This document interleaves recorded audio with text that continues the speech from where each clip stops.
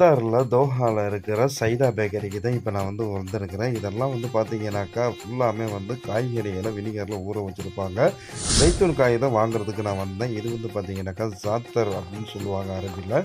இந்த மல்லி இலை, எள்ளு இந்த இதெல்லாம் போட்டு அரைச்சு உள்ளக்க வச்சிருப்பாங்க.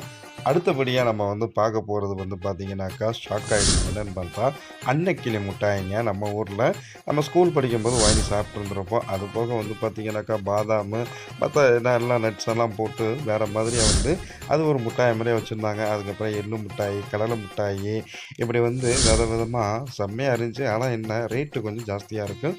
சோளம்லாம் பார்த்தீங்கன்னாக்கா, பொரிச்சு வச்சிருந்தாங்க. அதுவுமே அருமையா இருந்துச்சு. கடைசியா எனக்கு கொஞ்சம் ஸ்வீட் வேணும் அப்படின்னு சொல்லிட்டு அவர்கிட்ட கேட்டேன்.